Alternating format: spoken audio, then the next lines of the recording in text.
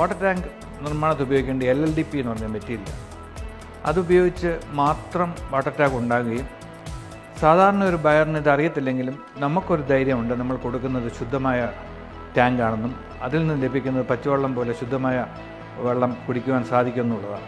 28 വർഷമായി ഇത് അതേ പോളിസിയിൽ നടത്തുന്നു എന്നുള്ളതാണ് ഞങ്ങളുടെ വ്യത്യസ്തത.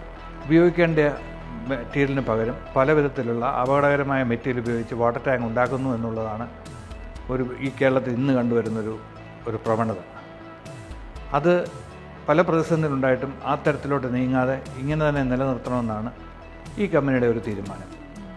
ഉദാഹരണത്തിനായി ഞങ്ങൾക്ക് ഫോം ഇൻസുലേറ്റഡ് 4, 5, 8 ലെയർ ടാങ്കുകളുണ്ട്. എന്നാൽ ഫോം ഇല്ലാതെ ഇൻസുലേഷൻ്റെ നമ്പർ മാത്രം പറഞ്ഞ് പല കമ്പനികളും സാധനങ്ങൾ വിൽക്കുന്നുണ്ട്. ഫോം ഇൻസുലേറ്റഡ് ആണെങ്കിൽ ഒരു ഫ്ലാസ്കിൻ്റെ ഉപയോഗം പോലെ തന്നെ അത് ഉപയോഗിക്കാവുന്നതാണ്. വെള്ളത്തിൻ്റെ താപനില അതുപോലെ നിലനിർത്താൻ സാധിക്കുന്നതാണ്.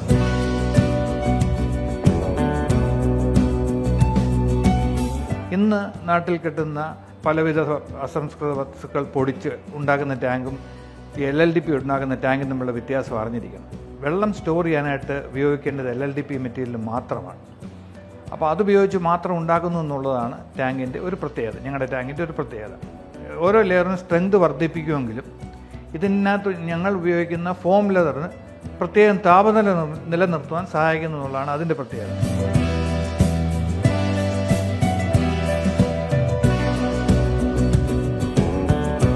ഇതിൻ്റെ അപ്രൂവ്ഡ് അംഗീകൃത കമ്പനികളിൽ നിന്ന് വാങ്ങിച്ച് മാത്രം ഉപയോഗിക്കുക എന്നുള്ളതാണ്. അപ്പോൾ അതിൻ്റെ വില കൂടുതൽ കാരണം പലരും പല വിധത്തിലുള്ള മാസ്റ്റർ ബാച്ച് അതിൻ്റെ ഒരു ഉറപ്പിന് വേണ്ടി ഉപയോഗിക്കാറുണ്ട്.